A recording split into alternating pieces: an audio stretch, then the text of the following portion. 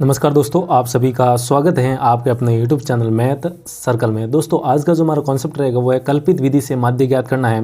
देखिए, प्रत्यक्ष विधि से माध्य ज्ञात कर सकते हैं और कल्पित विधि से भी माध्य ज्ञात कर सकते हैं। तो कभी कभी प्रत्यक्ष विधि लंबी हो जाती है, यानी गणना के लिए थोड़ी सी टफ हो जाती है, कठिन हो जाती है, तो उसकी जगह हम किस विधि का प्रयोग करते हैं? कल्पित विधि से। ठीक है, तो आज हम इसी सवाल को कल्पित विधि से करके और सवाल को समझेंगे कि किस तरीके से आसान तरीके से कल्पित विधि से इस का माध्य निकाला जा सकता है। तो ये सब सीखने के लिए वीडियो के अंत तक बन रहिएगा। तो यहाँ पर ध्यान दीजिए, हमारे ऊपर क्या लिखा है? कल्पित विधि से माध्य ज्ञात कीजिए। अब हमारा सवाल क्या है, ध्यान दीजिए। यहाँ पर आपको एक वर्गीकृत बारंबारता बंटन दिया गया है, ये इसको क्या कहते हैं? एफ कहते हैं। इसको क्या कहते हैं? एफ कहते हैं। ठीक, और ये क्या है? आपके वर्ग अंतराल है, आप देख सकते हैं आमों की संख्या, और ये क्या है? पेटियों की संख्या। ठीक है, अब हम क्या करेंगे? इसका माध्य निकालेंगे। तो देखिए, सबसे पहले आपको ये तो जैसा सवाल में था वैसा का वैसा लिखा है, वैसे की वैसी मैंने ये टेबल बना दी वापस। फिर आपको देखिए, कल्पित विधि में आपको क्या करना है? पहले ऐसे आपको 1 2 3 4 5 खाने बनाने हैं। ठीक है, एक खाना तो वर्ग अंतराल का आ जाएगा, दूसरा खाना आपका बारंबारता का आ जाएगा, और तीसरा खाना जो बनाना है वो यहाँ पर क्या लिखेंगे? आप वर्ग चिन्ह लिखेंगे। क्या लिखेंगे? वर्ग चिन्ह, जिसको हम क्या कहते हैं? एक्स कहते हैं। क्या कहते हैं? एक्स आई कह दो, यहाँ एक्स कह दो। ठीक है, हम एक्स कहेंगे, मैंने यहाँ पर क्या लिख दिया? एक्स लिख दिया। ठीक है, अब वर्ग चिन्ह कैसे निकालते हैं? तो देखिए, वर्ग चिन्ह निकालने का तरीका क्या है? जो वर्ग अंतराल, देखिए नाम क्या है? वर्ग है, तो इसका संबंध किससे होगा? वर्ग अंतराल से। ये रे वर्ग अंतराल 50 से 52, 53 से 55, 56 से 58, ये सब आपस में क्या? वर्ग अंतराल है।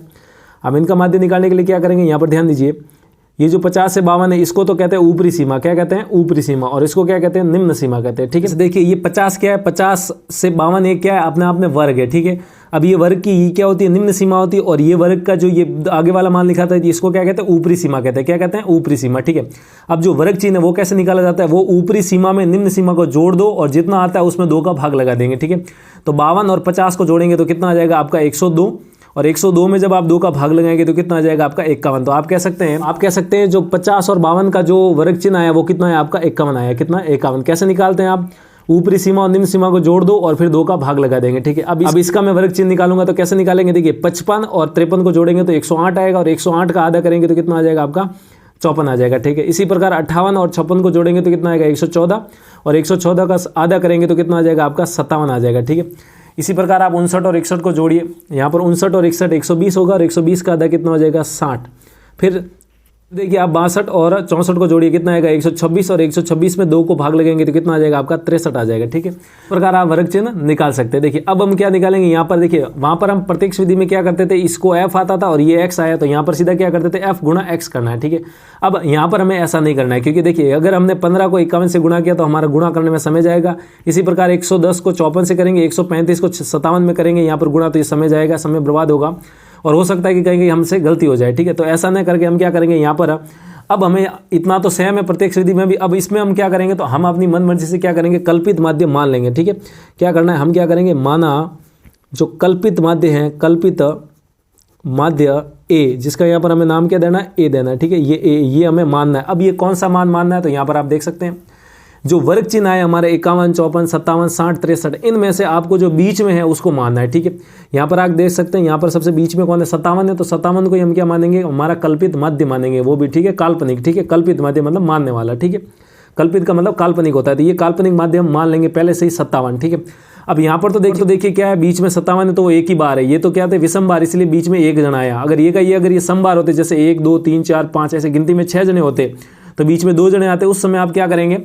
उस समय इन दोनों में से आप कोई भी ले सकते थे। वैसे आप इन किसी में भी आप किसी को भी कल्पित माध्य मान सकते हैं, लेकिन आप बीच वाले को मानेंगे तो आपकी गणना और आसान हो जाएगी। ठीक है, तो यहाँ पर हमने जो कल्पित माध्य माना वो किसको माना? बीच वाली संख्या है, वर्ग चिन्ह के बीच वाली संख्या, यानी कि 57 को मान लिया। ठीक है, अब जो वर्ग चिन्ह के बाद वाला खाना है उसमें आपको डी का मान निकालना है। यहाँ पर डी लिखेंगे, डी बराबर, अब डी कैसे निकलता है? वो निकलता है x माइनस ए से। कैसे निकलता है? x माइनस ए से, यानी कि जो x के मान है, ये देखिए x 51, x1, x2 क्या है? 54, x3 क्या है? 57, x4 60, और x5 63 है। ठीक है, तो ऐसे ये x के मान है सारे, और इनमें से आपको क्या घटाना है? तब d का मान निकलेगा, a का मान घटाना है। ठीक है, अब a हमने क्या माना था? यहाँ पर देख सकते हैं आप 57 माना था। ठीक है, तो यहाँ से d का मान कैसे निकल जाएगा? 51, और a का मान 57 था। 51 माइनस इसको घटा दीजिए, यानी कि इसको 57 ये माना था, 51 में से 57 घटाएंगे तो कितना आएगा? माइनस का 6 आ जाएगा। ठीक है, फिर 54 को 57 में से घटाएंगे कितना आ जाएगा? माइनस का 3 आ जाएगा। ठीक है, फिर 57 को 57 में से घटाएंगे, यानी कि ये 57 है, और यहाँ पर a से घटाना है, ये सारे x के मान है और ये a है, तो a का मान हमें क्या करना है? x के मान से घटाना है। ये d बराबर ये होता है, d बराबर क्या होता है? xi minus a। ठीक है,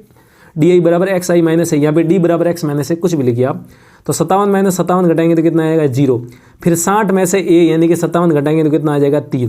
फिर 63 में से आपको 57 घटाना है तो कितना आ जाएगा आपका 6 आ जाएगा। कितना आ जाएगा 6, इतना हो जाएगा।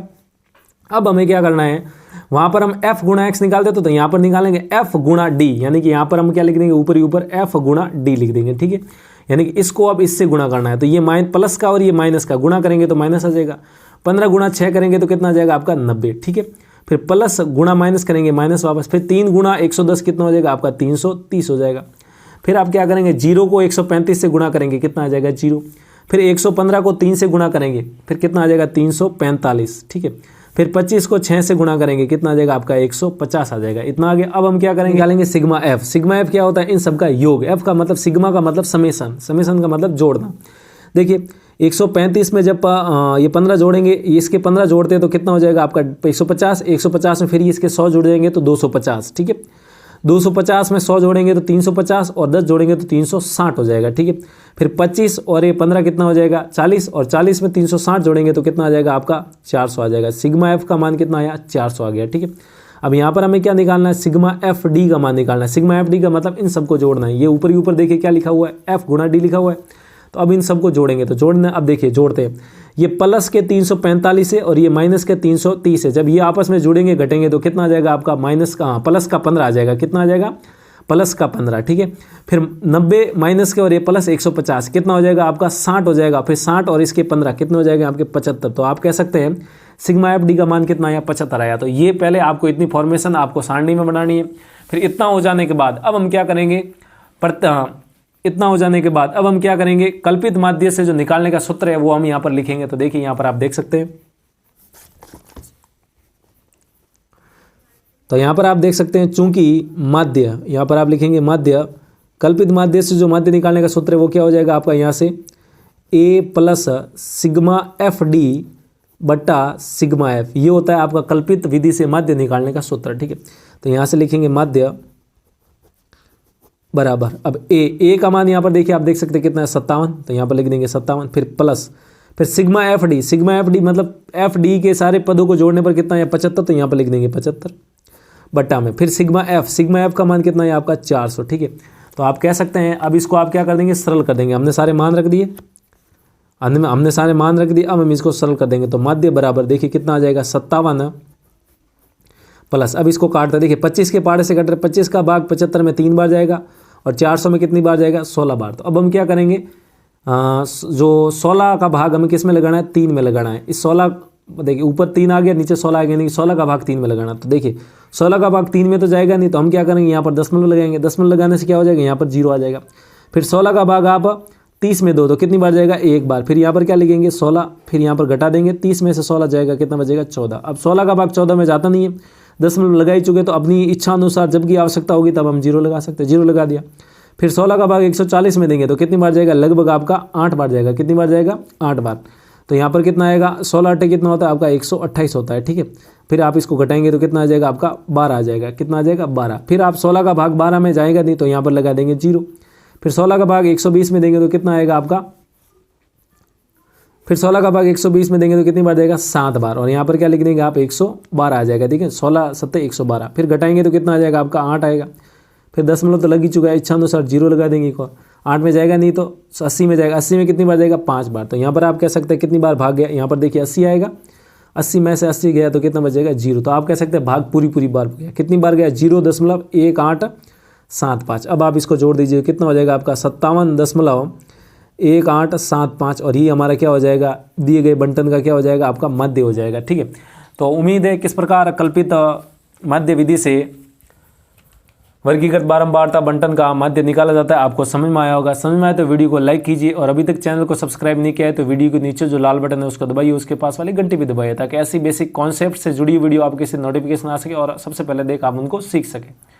तो आज के लिए इतना ही रखते हैं, जल्दी मिलते हैं हम ऐसे ही बेसिक वीडियो के साथ। तब तक के लिए जय हिंद।